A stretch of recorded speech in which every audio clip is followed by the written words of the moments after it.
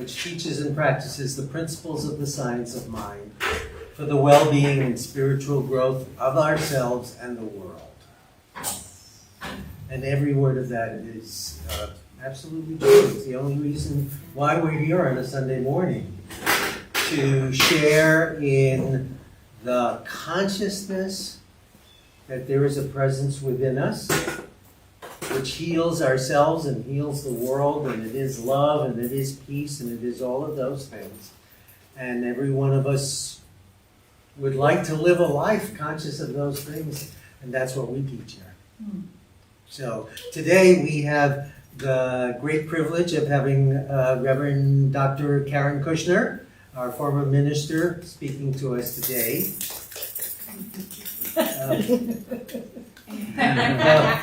And next week we have Lori Carlson, who is a practitioner at our Morristown Center. She's a wonderful speaker. Please come and join us for that. And the week after that, we have a new speaker, Dr. Raymond Anderson. Reverend Dr. Raymond Anderson. Lots of titles.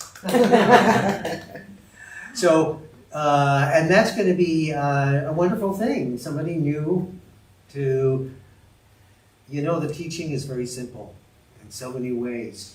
But we hear it in as many ways as we need it to wake each one of us up. And that's what we're here for. So welcome to a wake-up call. Thank you. And all of you in digital land, wake up.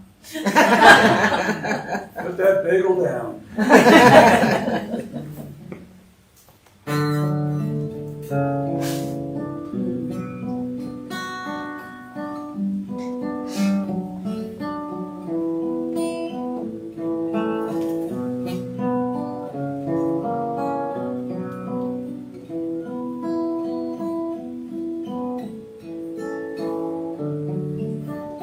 I am held in the hands of grace, forever safe in the arms of love, like a child receives protection in a mother's warm embrace. I am held in the hands of grace. You are held in the hands of grace, forever safe in the arms of love, like a child receives protection in a mother's warm embrace. You are held in the hands of grace. We are held in the hands of grace, forever safe in the arms of love, like a child receives protection in a mother's warm embrace. We are held in the hands of grace. You are held in the hands of grace. I am held in the hands of grace.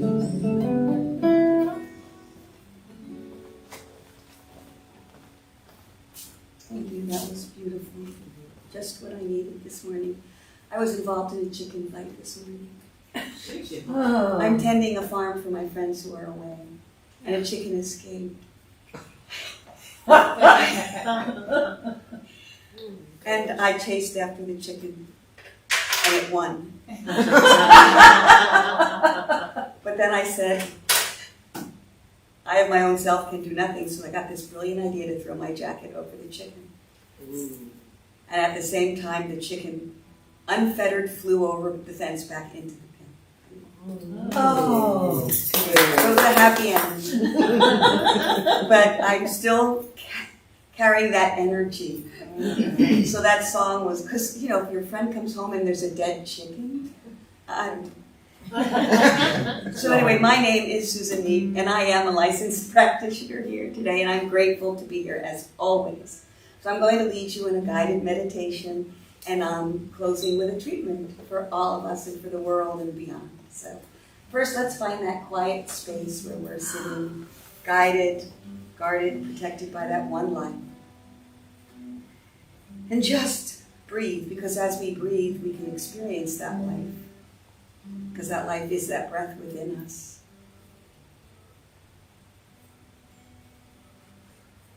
And as we breathe, we know it's a conjoined breath with all, because it's one life, one breath. So we can feel that union with each other. And as we delight in that union, I'm going to read these beautiful words that are true by Ernest Holmes. And I invite you to take them in as your own. There is a divine awareness within me that leads me upward and onward. I prepare myself for this ascent, filling my mental life with spiritual realization. My bread is manna from heaven, my meat the living word, and my fruit is the inspiration of hope, my wine the essence of joy. Laying aside all fear and uncertainty, I enter into my good today. Aware of my unity with life, I lose all thoughts of discord and lack, and I permit the true pattern of wholeness to come to the surface, tending only those thoughts of my good with the fire of imagination and feeling. I refuse to think about anything unlike wholeness. Knowing that life gives according to my faith, I lift my mind, I elevate my faith, and I listen deeply to the song of my being. Every good I have experienced is now increased. Every joy that has come into my life is now multiplied. There is a new influx of inspiration into my thought. I see more clearly than ever before that my divine birthright is a freedom, joy, and eternal goodness. I realize that this same birthright is bequeathed to all people. The divine presence interprets itself to all people through love and friendship, peace and harmony, joy and freedom. And I rejoice in the good of all. And I speak these words for each one here and each one that isn't here in the world and beyond, because there is only one life. And that life is a life of goodness. It is a life eternal. It is a creative power for good. It is the all and the be-all. And that life is expressing itself right here and now with each one here and the world and beyond. Therefore, there's only union. There can only be divine union because there is only one. So each one here proclaims their divine inheritance. Each one here recognizes that their strength is the power of God, the omnipotency of God. Each one here is blessed by the riches of God. God is the sustenance of all, the substance of all. It is unlimited. It is eternal. And each one here is guided by the wisdom of God and is held in the love of God, reaching up to that place of the Most High where they feel that divine unity, they feel that love. And therefore each one recognizes that they were guided to be here or guided to listen to this today. Therefore, they receive some gem, something special, some beloved inspiration that reminds them of their truth.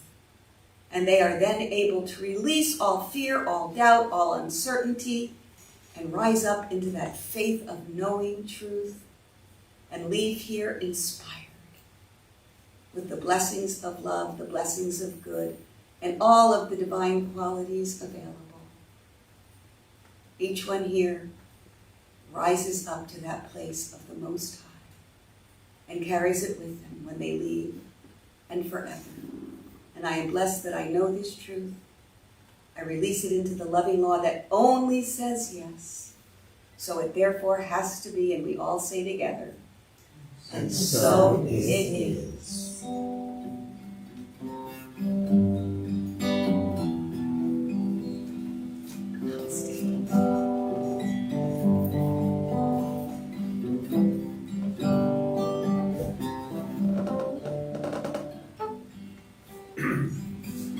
I dreamed of rain and the rains came, soft and easy, sweet and clear. I dreamed of rain and the rains came. I swear I didn't do this. And peace spread over the land. I dreamed of summer and the winds changed. The green was easy, rivers ran clear. I dreamed of summer and the winds changed. And peace spread over the land. And the flowers bloom in the desert. And the air is fresh and clear. I dreamed of rain and the rains came. And peace spread over the land. I dreamed of freedom and the moon rose. The way was easy, the path was clear. I dreamed of freedom and the moon rose. And peace spread over the land. I dreamed of heaven and the earth sang. The sound was easy, the song was clear. I dreamed of heaven and the earth sang. And peace spread over the land. And the ancient pain is forgotten, and the father's debts are clear. I dreamed of heaven and the earth sang. And peace spread over the land. And peace spread over the land. Peace spread over the land. I swear I didn't pick that song. The rains are coming. I picked them because I think it kind of fits Reverend Karen's talk today. Okay. Reverend Dr. Karen Kushner, who was our minister here for years and years and years, and she moved on to better things. And here she is to give us the benefit of her wisdom and of all of that experience. Oh, thank you. Better things. Okay, so, right, we all move from good to greater good, so not just me, also you, right? Our topic today is, it begins with me. And you. So the question is, what begins with me? I know that you have been listening to John and others talk the past couple of weeks about how to do affirmative prayer or what's called spiritual mind treatment. The teaching, the basic teaching of the science of mind. And so this morning I'm here to answer questions that you might have about it. So let me ask this question. First of all, who of you has been here either of the last couple of weeks? So you know what I'm talking about. So we have a whole lot of, you've been hearing that, okay? So consider that a continuation. And for those of you who are new, woohoo, get ready, right? So, I pulled up out of Dr. Ernest Holmes' textbook, The Science of Mind, 2 references he makes to something that you want to think about.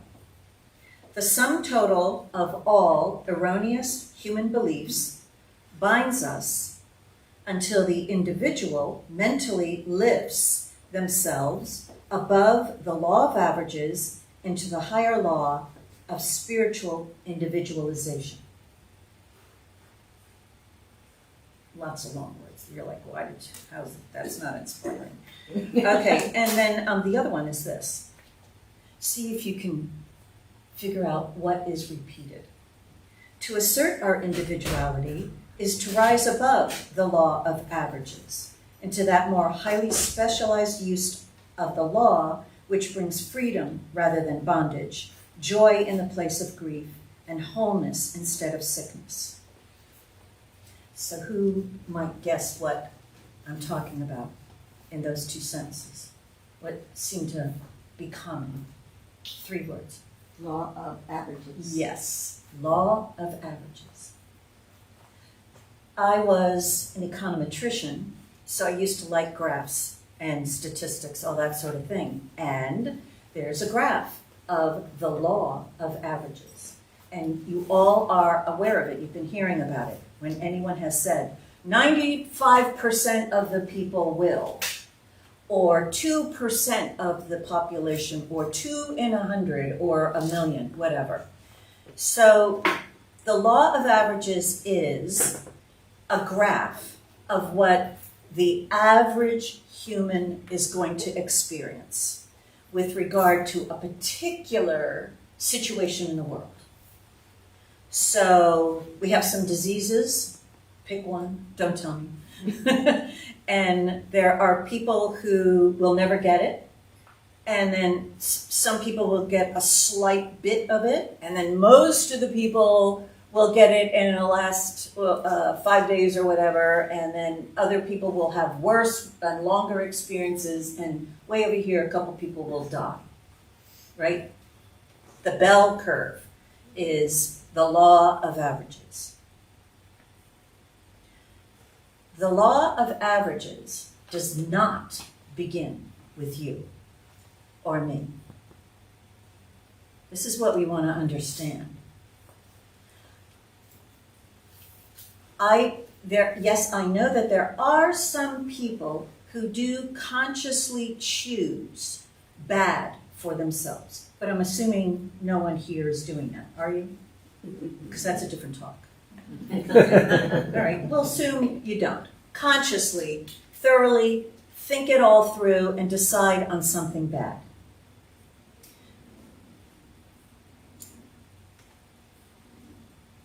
So, there's this thing called the law of creation. We see everything's getting created. I got created, you got created, chairs got created, my cell phone got created, air got created. And in this teaching, we say there is a creator, one divine creator that's creating everything and using human beings to create the stuff like cell phones. And my science and my textbook, the divine creator used Ernest Holmes and whoever drafted this book, because he didn't, someone else did. And it's all his writings, but somebody cobbled it all together. But human created these chairs you're sitting on, the internet. This law of creation has to create, always, continuously, right? Otherwise, there would be a break in the universe. So right now, there's something, the infinite creator, creating the whole universe and Earth and all of us on it. And then we have human beings running around co-creating details, right? And each one of us creating our own lives. And we create beginning with a decision, right? So we have some people who eat dinner in the room.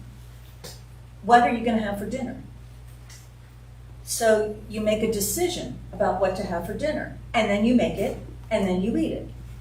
So you know what that is like, right? So you made a conscious decision, usually, well, maybe not, but let's say tonight you're going to make a very conscious decision. What are we going to have for dinner? And then you're going to create it in your world and eat it.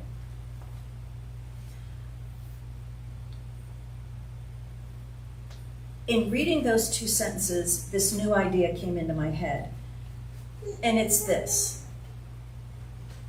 Assuming no one here is consciously choosing bad, then anything and everything bad that might happen to any of us came from the law of averages. It didn't come from you. Eyes go up here. I'm going out on a limb here, because the law of averages is the sum total of what the human race believes. And what does the human race believe right now? What's that? A lot of negativity. You think? Yeah, definitely. A lot of negativity. And if you listen to the world news or the news on the thing, I mean, it's endless.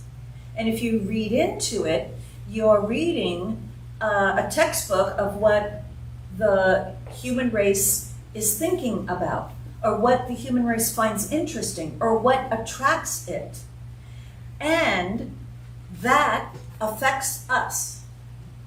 Because this law of creation has to create everything in our own personal lives. And wherever we have not made a conscious choice for something specific for ourselves, we get created for us the law of averages, with the sum total of the human races.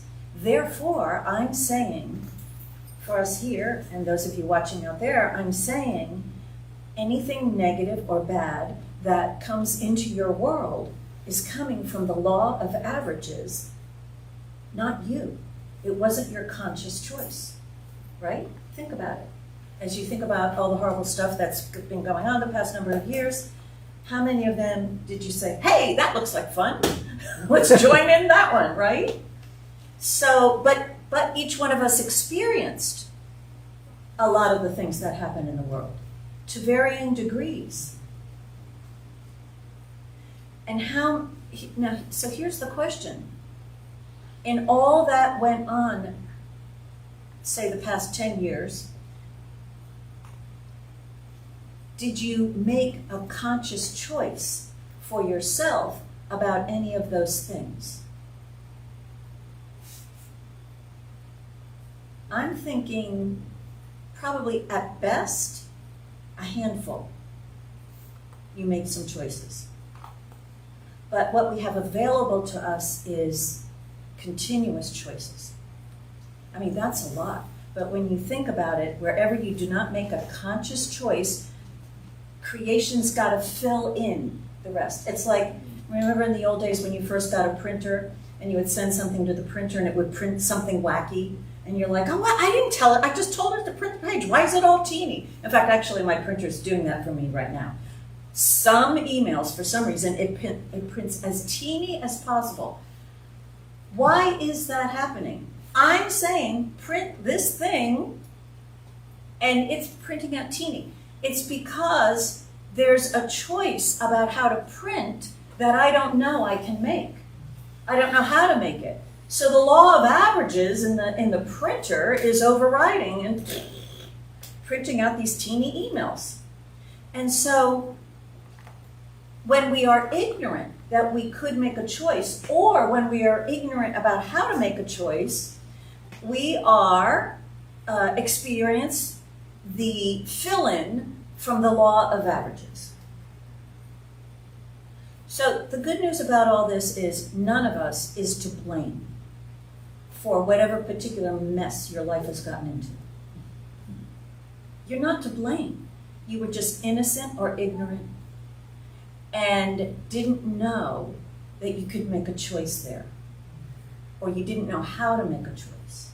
But deeper within was probably a desire for something different. You might have experienced that desire as, I hope, or fingers crossed, I don't get it, right? Or, let me wear a mask because I don't want to get it. I mean, those are not clear-cut decisions, but it's that hope, it's that wish to have something different, a different experience for yourselves. So the reason why I'm saying all of this is because your life is always going to be whatever the law of averages are, except wherever you make a clear decision to the contrary. And your clear decision starts or begins the law of creation, creating something different for you. In those bell curves, the exceptions to the rule, those experiences where doctors are like, oh, we must have misdiagnosed you. Or those wonderful experiences where people in your world go, wow, things seem to be working well for you. These are experiences that result from a clear decision. And the last couple of weeks, what you've been learning is a technique of what to do when you've made a clear decision, which is to say an affirmative prayer, spiritual mind treatment. That's what you do in this spiritual experience that we're having here. We make a decision like, I am healthy. And we then do a spiritual mind treatment to clear out any belief in the law of averages in ourselves. So I believe that you've been covering the first and the second steps of spiritual mind treatment. It's affirmative prayer. So what's true of all prayer is step one. There is a God. Whatever name you've got, it works. Buddha, Jehovah, whatever. There is a God. Step two is, I am one with this God. God belongs to me. I get to call on this God. In the prayers that I did as a child, I'd be on my knees and like, God, please, please, please, please, please don't let the nun know that I didn't do my homework. or please, please, please let me get away with this. A lot of my prayers were, please, please, please don't hurt me because I was a bad girl. And they worked. They worked, right? Because I really didn't get into too much trouble. But, it was not recognized how much trouble I actually did get into. So prayer works. So that's the thing. So in all religions, all prayer works. But what is taught here in this teaching is a way to pray that works based upon what we've decided we want. So the decision has to come about what we want to clear out for ourselves, clear out that law of averages, how we want to be an individual. So the whole world is marching toward whatever, and you get to say, I don't want to follow them. Then what do you want instead? Well, I want a unique, happier experience, and they don't look happy where they're going. I want a happier experience. And then we've got this tool, a spiritual tool, very simple spiritual tool, to then help us change our mind from follow everybody, the law of averages thinking, to I am thinking something unique. That's why it requires a decision.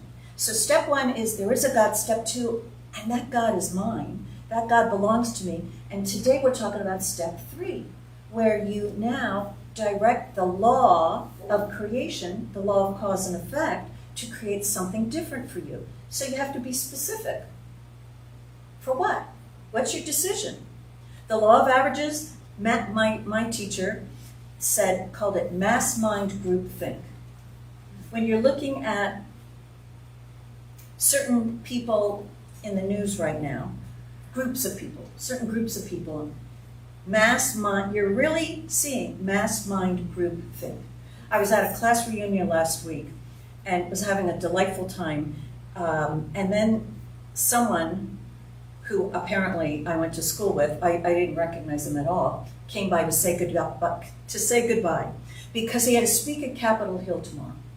That's what he said. I have to leave early because I have to speak at Capitol Hill. He said it 3 times. I think he was speaking at Capitol Hill. And I said, are you speaking at Capitol Hill tomorrow? And he's like, yes. He's a lobbyist. And who's your constituent? Who's your group? Whatever. He told me all about that, whatever. But I said, well, you better go because you've got to speak at Capitol Hill tomorrow. So he left. But, he was not real. Everyone else I was speaking to, we were casual, we were being honest, we were sharing life stories, we were laughing at ourselves, and then this, I'm going to speak at Capitol Hill tomorrow. Goodbye, goodbye, goodbye, goodbye. Let me shake your hand, And off he went. I'm like, who is that masked man? Who was that? I don't know who it was. But see, in my mind, I'm thinking he's part of mass mind group think. And he wasn't fully present with who was there right in front of him, right then and there. And we get like that. So when you see mass mind group think, you become aware of it, because usually what happens is we just go along with them. Because it's easy not to think well, what do I want? Obviously, if you read something and you're afraid, then you might ask the question, well, what do I want for myself? But for most things, we just fill in our lives with going along. And the question is there a good decision for you to make? Do you want the consequences of what going along with that group will bring you? I actually left a spiritual group before I got serious about this particular teaching because I didn't like the way they all were ending up. They were beautiful spiritual principle and beautiful, beautiful, lovely people. And they were at peace with what is. Loved it. But what happened was they started getting to be at peace with illnesses and bankruptcies and horrible experiences. And I don't like that. But do I have a choice? They're so spiritual. They're so loving. It's unconditional love. I love this group. I love being at peace with what is. But should I take practitioner training where I have to make decisions? And it was a very difficult question for me because for me, I didn't want to make these decisions. I felt like it was bad for me to make decisions. And what we want to understand is if you don't make a decision, you don't get what God is bringing to you because God's bringing us all life and love and joy. But the particular way it is experiencing it, if we don't make a decision, it creates for us mass mind groupthink, the law of averages. And if you have a personal belief, I'm lucky, then you're going to be on the lucky end of the law of averages. If you have a personal belief that it always happens to me, you're going to be on the lower end of the law of averages. And that's the way it works. So in step 3 of treatment, you state your decision. God is all. I am one with that God, and therefore God is now. The law of God is creating for me a healthy experience, or a happy experience, or more specific, a parking spot. As long as it doesn't take away the freedom of choice of anyone else, and as long as it doesn't hurt any or harm anyone else, including yourself, you can make that choice. So, that's the step 3 of treatment. So I'm not going to open it up now. Does anybody have a question about, it all begins with me. It begins with me. So think about questions. I could keep talking forever, as many of you know. But how can you personalize it? What can you do with it? Is there a decision anyone thinks would be a good idea to make and isn't sure that they can make it or would like to hear how to make it? How to do a treatment. Yes. I have a question. Yes, John. So we make a decision Yes. and we do our practice, we do treatment, whatever practice we're doing. Right. And the mind is still Yes. there trying Yes. to convince us that's not the right decision. You've always done it this way. This is how we want to do it. Yes. So the question is, why? And the second question is how. The how, we know, Okay. treatment and other things, but the why, the persistence Mm-hmm. of the decision that was there before to do mass mind groupthink. Mm-hmm. So, great question. I hate it when people say great question. Do you notice how many people say that? It's just like time to think for them. Great question. And you're like, did they even listen? Whatever. I was listening. You make a decision, you do a spiritual mind treatment, and your mind starts thinking, was that the right decision? I'm not sure. It's not happening. Maybe it wasn't meant to be.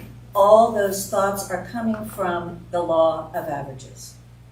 All those thoughts are from mass mind groupthink. They're not your thoughts. They're the thoughts that you've been buying into from the world, and it's the way the world thinks when they make a decision. It's not your specific way of thinking. We think it's ours because, right, it's inside of us. but you've made a decision, you've directed the law, and the human race's way of handling what they think isn't working out starts rising up in you. So it's all those secondary, second-guessing doubts and worries and questions about it, all are coming from mass mind group think.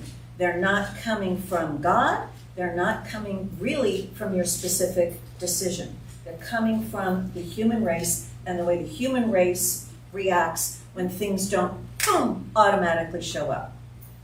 So, in other words, that you made a clear decision to not go with the mass mind group think, and you direct the law, and then your natural habit way of thinking, you start floating around with that again.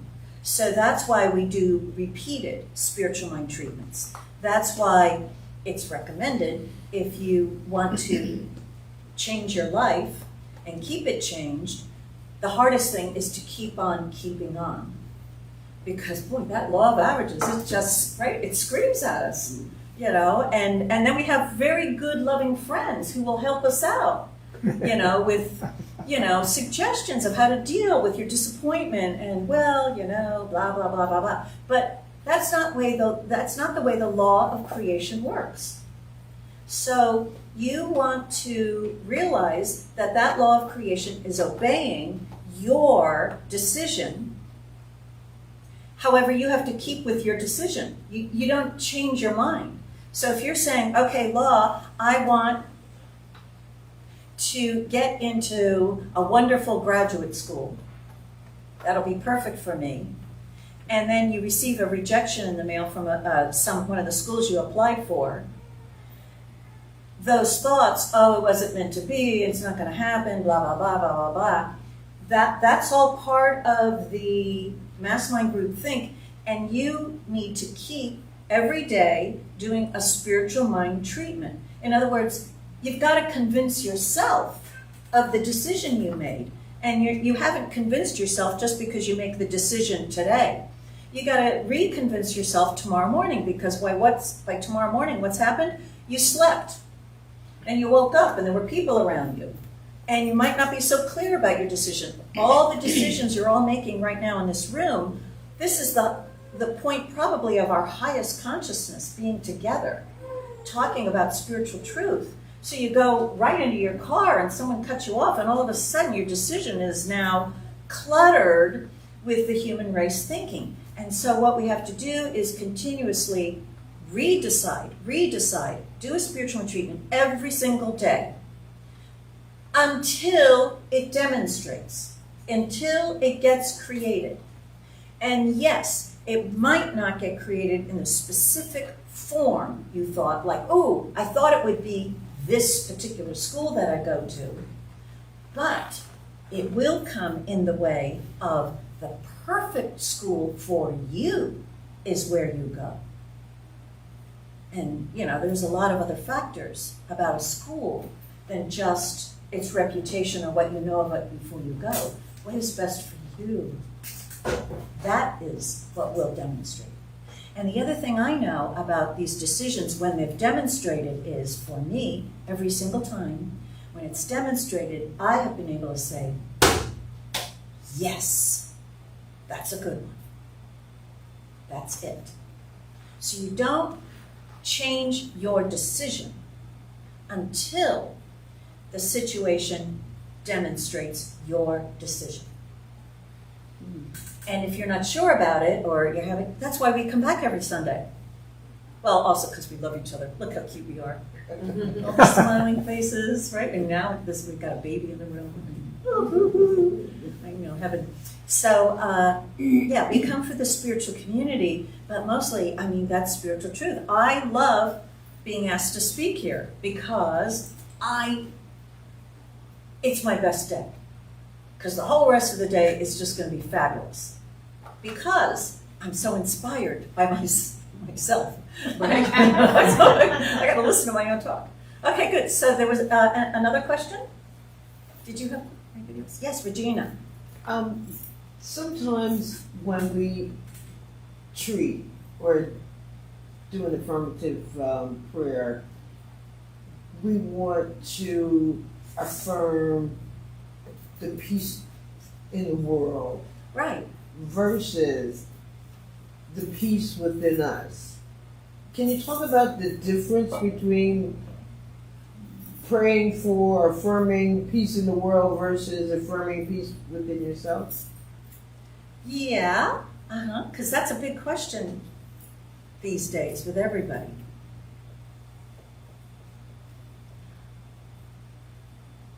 How often do you treat or pray for peace within yourself?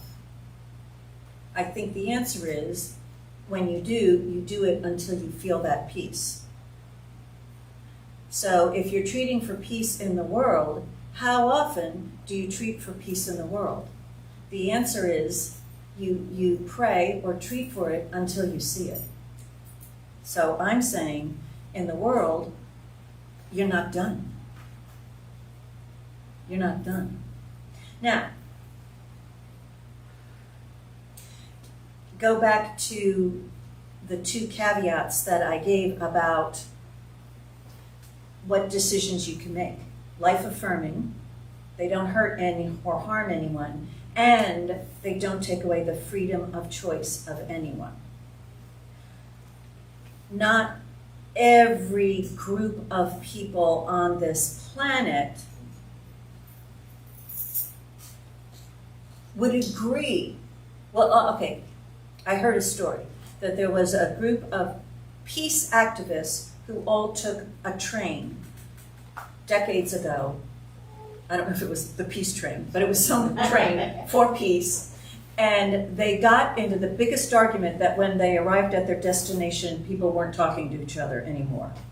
And the reason is we can all agree peace is a good thing. Can we all agree in this room? Is peace a good thing for everybody?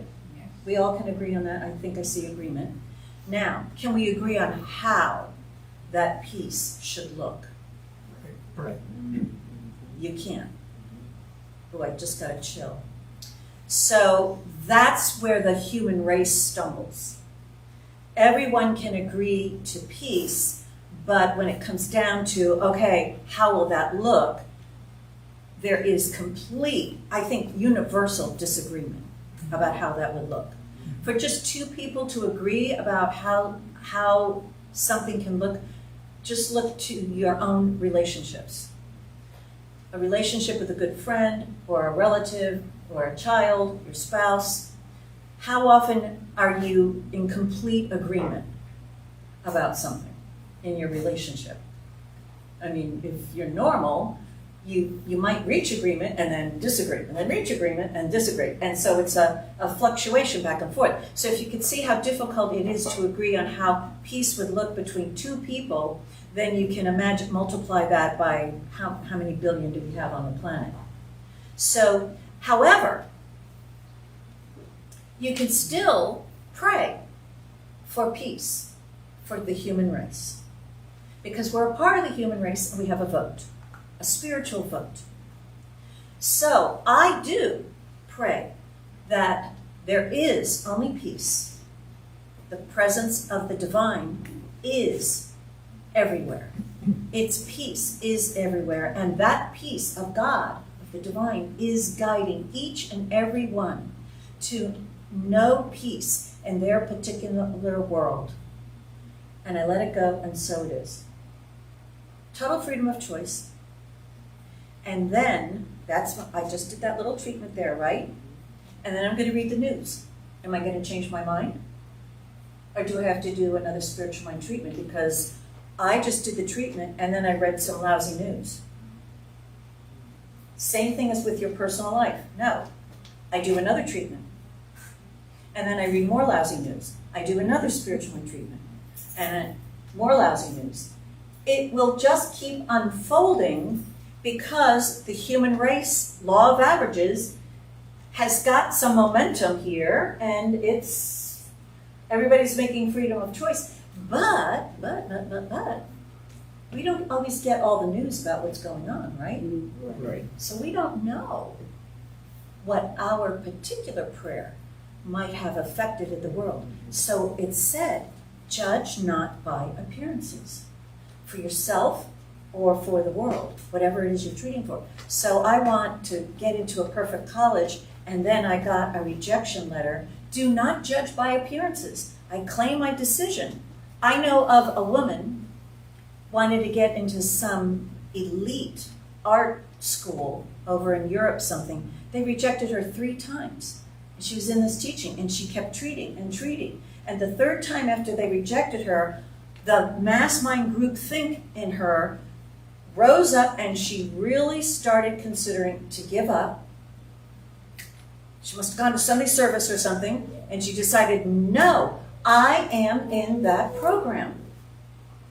And a week later, they called her up and they said, someone dropped out, would you like to join? So do not judge by appearances, whether you're treating for the world or the human race or for your own self. We're not done with our decision until it manifests. That's the rule, right? Wherever you have had a particular decision or prayer not manifest, I ask you the question, did you give up? Have you given up on it? Or have you taken a break? That's what I do. Treating. Let me take a break. Years go by. Then it comes up again. All right, I'm going to treat. And then I take another break. The hardest thing is keeping on to our original decision. And a lot of it is because, man, the human race, flow of life is just so loud surrounding us that we just get sucked into it over and over and over. And that's why we keep coming back. I have to. I know me. I'm not like this 24/7. No.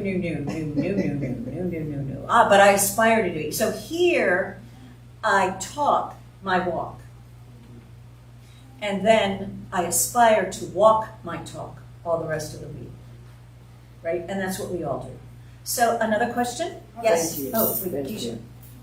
How would you treat for anti-aging so that we do not agree with race mind Yes. in terms of aging and body failing and so forth? Yeah. So the human race really believes in the physical body having power on its own.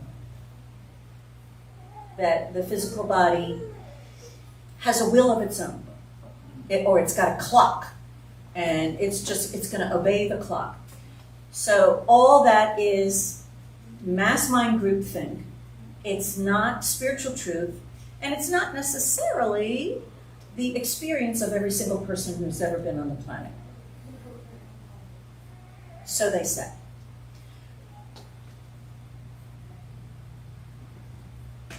The physical body is a creation of the same law of creation, and it uses the same thinking as it creates for everything else in your life. And so your human body is going to be the result of what you are allowing to be created in your life through innocence or ignorance. And the aging process is a human race belief, heavily documented, strongly believed in, and feared nowadays, which gives it greater energy. And you might notice that when you try to make a different decision for yourself. Same exact, simple process. I am eternal youth, forever experiencing new and more wonderful things.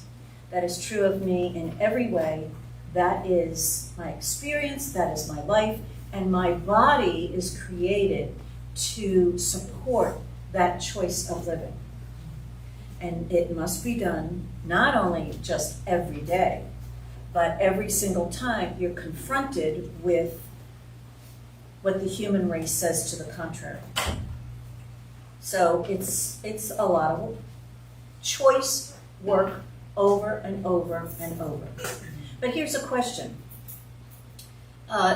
If you go to a doctor for a checkup, what are you expecting the checkup to say about you? That's a great test. I remember decades ago when AIDS was first discovered, many of us went for a blood test just to see. And I was in this teaching at that time. And I remember going to the doctor to have a blood test about that, because, you know, I've been around. And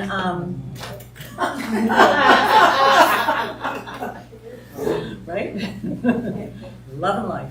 So, but I was in this teaching, and I felt fear come up in me as I was going for that test. And I said, aha, what do I expect? I'm afraid there's something wrong with me.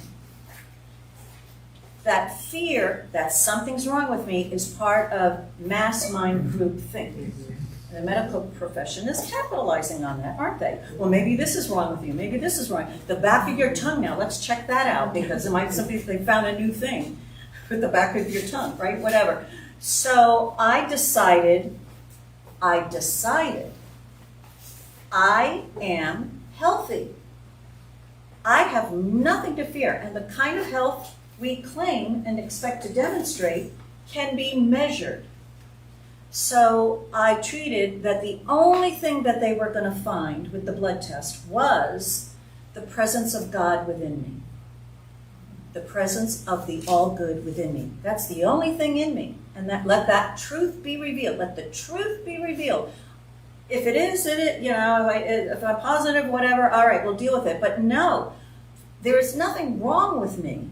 And I reject the human race belief. Ooh, maybe there's something wrong with me. So I did get the test. I actually happened in some way where I didn't know I was getting tested. They were testing me for something else, and the doctor at the end said, oh, and by the way, you can get insurance. I was like, oh, they tested automatically for that, and apparently at that time you couldn't get insurance if you were tested positive for AIDS or HIV positive. So that was way back at the beginning. But so that's what we have to know. So the other thing, aging doesn't exist. What exists is a lifetime of going along with the human race beliefs. It's got to show up in everything in your life, including your body. And so whatever your particular error of belief for 60 years or 70 years, it's been creating in your body all along, and it just shows up. Maybe it takes 60 years for it to show up where it's now a problem. But it's always been a problem. It's always been there. If you've been angry your whole life, there's angry stuff in your body. If you've been afraid of touching other people your whole life, or people are too close to you, it's been showing up in your body all along. So it's not aging. What you're seeing is the consequences of a lifetime of believing or going along with the human race. Just a practical example, I read the mayor of Tinton Falls was reelected, I think when he was 93. And also, I believe he said to replace the word aging with longevity and vitality. Yes. I would claim vitality. Youth and vitality. I am enthused with the spirit of life. I am that the divine vitality of of God is expressing by means of me. But it also, see, it's body, your attitude toward life, your willingness to change in life, your ability to love the unlovable in life, all of that, your need for forgiveness, your need to let go of resentments, your need to let go of your junk, all of that is getting created in your body. So that's a lot of decisions. So I believe we're at the end.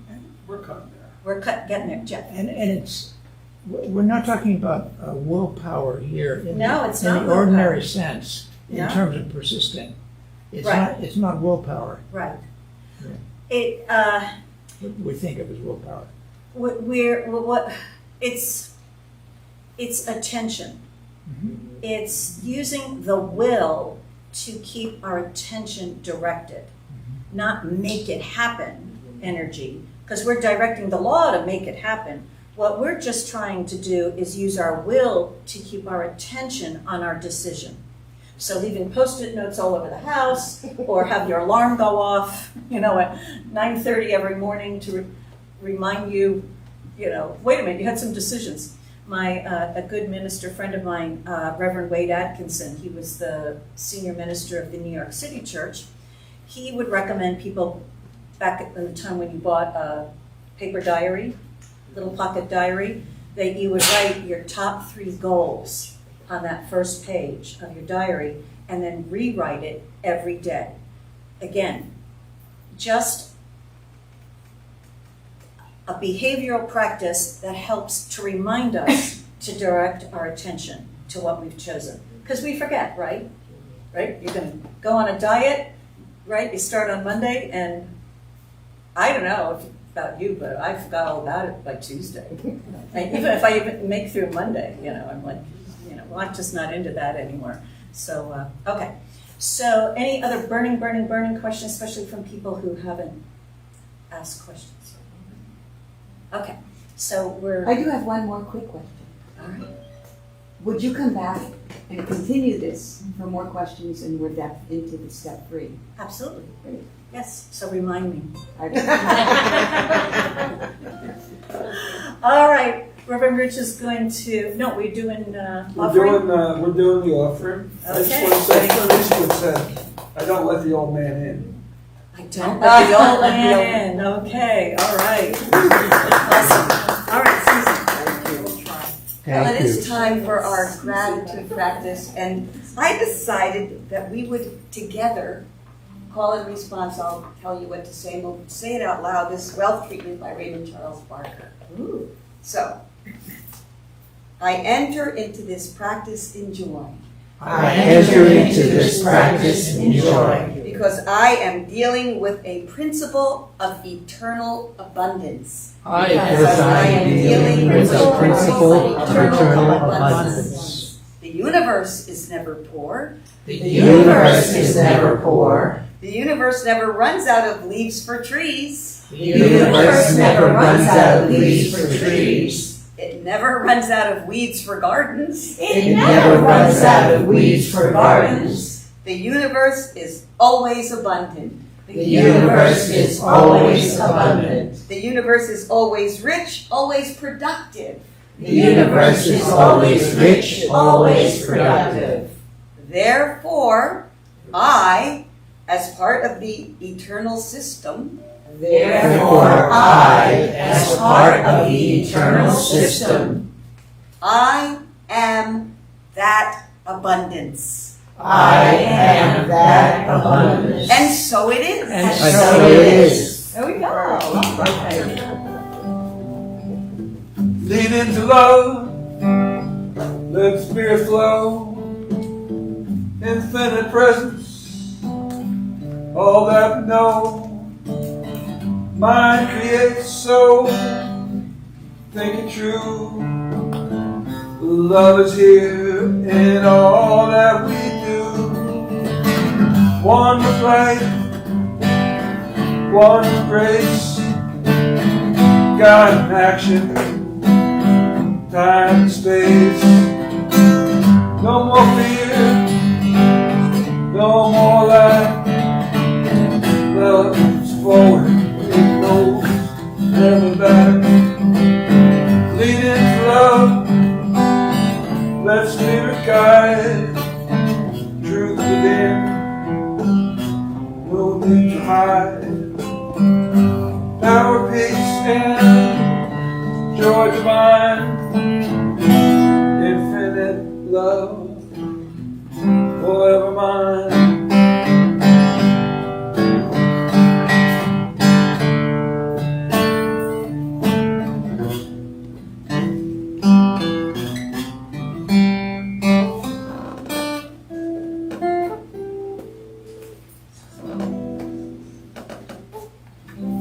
joy and gratitude, these gifts are accepted. Thank you for your support of CSL Princeton. Those of you who aren't here in person, you can go to our website, cslprinceton.org, and you can donate that way. Namaste. So while I was sitting, I remembered the spiritual definition of youth.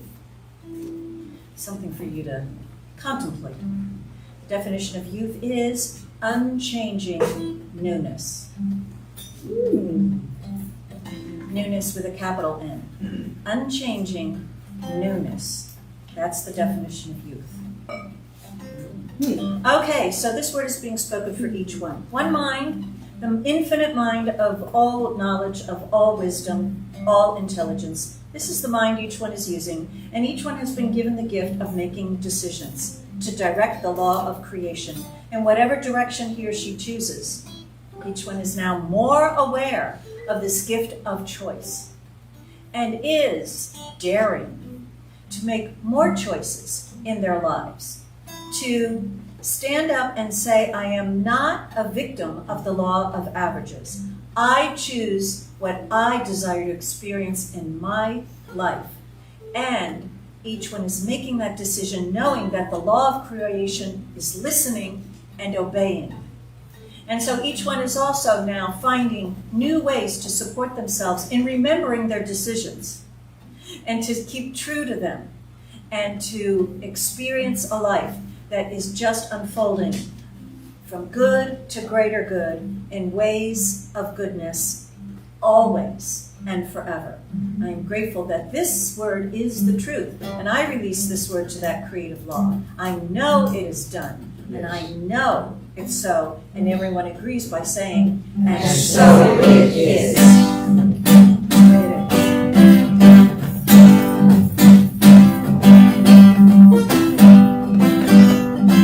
I said,